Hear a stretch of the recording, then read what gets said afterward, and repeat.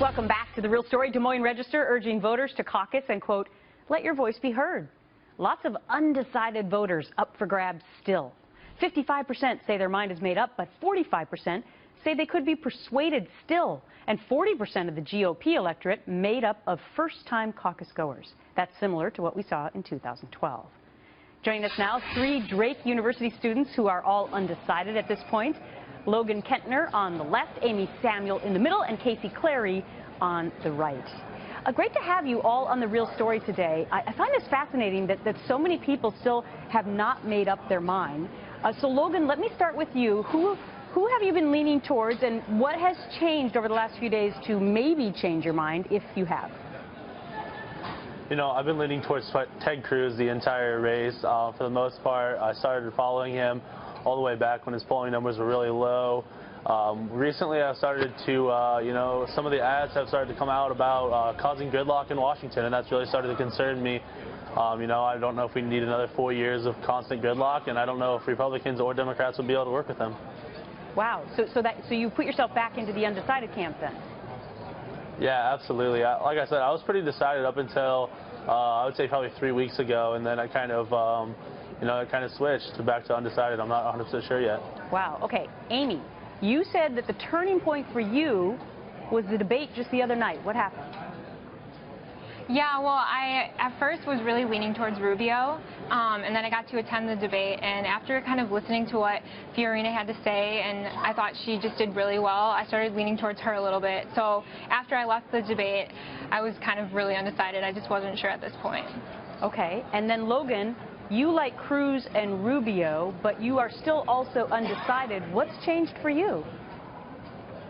Oh, sorry, I mean Casey. Oh, can you repeat the question real quick? Oh, yeah, I think that you have liked, no, wait, I'm wrong. I don't know who you've liked. Yeah, you've liked Cruz and Rubio, the same as Logan, who I just screwed you up with. Logan and I identify the same with that, yeah. So I guess I've been a Cruz supporter as well throughout the entire campaign. I guess I supported Fiorina for a little bit. I worked for her in October, did some door knocking for her. It was great. I love most of the candidates in the conservative field, aside from 1 or 2. But really what's changed for me is I think Marco Menem is a real thing.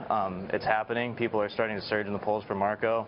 I want to support a candidate that has inspirational rhetoric, that can get things done, maybe work across the aisle. I'm not huge into working across the aisle, but if it needs to be done to accomplish what he wants to get done, he's the man to do it. I think Cruz comes off a little bit combative. I really love how he stands on principle. I mean, his filibuster in the Senate was great. Stand on principle, stand up against Obamacare. We need somebody who's willing to do that, but we need somebody who can accomplish things that they set out.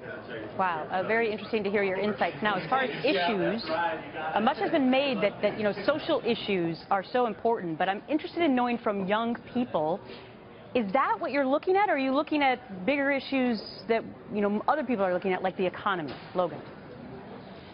Oh, I would say a bigger issue for me would be the economy. Social issues, you know, typically the millennials are not as stuck in their place on social issues as the older voters are. So, you know, I think personally I lean more towards the economy.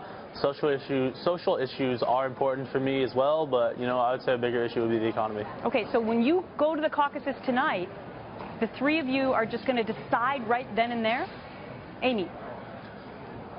Well, there's going to be a representative for each candidate talking on their behalf, basically going to be saying what they find is the most important to tell the voters right before they decide who they want to vote for.